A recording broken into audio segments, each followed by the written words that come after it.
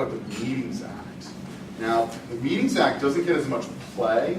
I think that's because it's a little bit more technical, and it doesn't have fee shifting, so there's fewer cases. But what is the Meetings Act? And we also call it the Sunshine Law. The Meetings Act tells public agencies how they are supposed to hold their meetings, sets requirements for those meetings to be open to the public, limits the manner in which they can close their meetings to the public, and says what types of notice you have to get, you the public, have to get prior to them having a meeting. So what does all that mean? Well, under the meeting, first of all, the Meetings Act applies to almost all the same organizations that the Records Act applies to. I have yet found an organization that is subject to one but not the other. But the definitions in the two laws are not exactly the same, so it's possible you can have one, not the other. In any event, the Meetings Act says that if a quorum of the governing body, well, what's that? Well, for a town, it'd be members of council. For a school board, it'd be the members of the Board of Education. If a quorum of the board intends to meet, they have to give you notice at the beginning of the year. They have to give you notice about when all their meetings are going to be throughout the year. And if they schedule any meetings during the year, they have to give you at least 48 hours notice. Okay, 48 hours notice. It doesn't sound like a lot of time. It isn't. They're not even required to put it on the internet, although most of them do.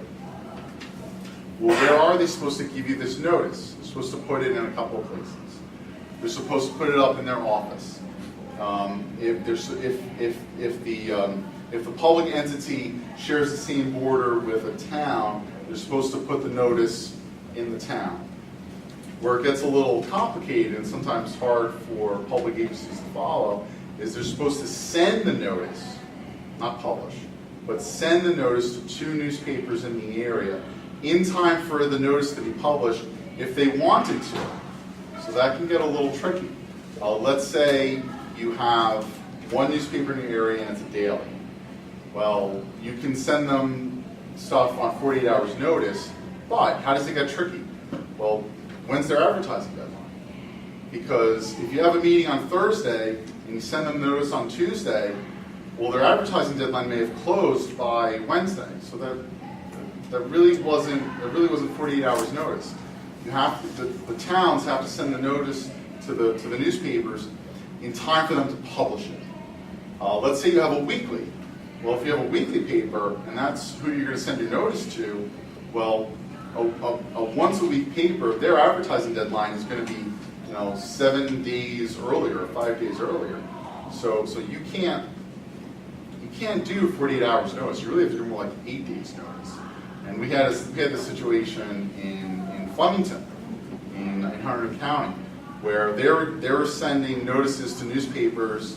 They have a newspaper publishes once a week on Thursday, and they're having a meeting Wednesday night, and they're sending out notices on Monday.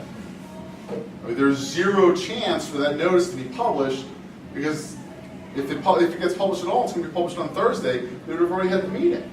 So now, we didn't end up suing in that particular situation because one of the issues with the Meetings Act is if the public agency violates the law, they can fix it by having another meeting according to the law.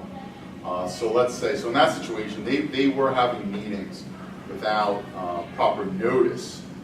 People were coming to me and I was suggesting to them, well, look, let's say you bring a lawsuit, all they have to do is have another meeting pursuant to proper notice, and they will have fixed the situation. So that's the situation with notices.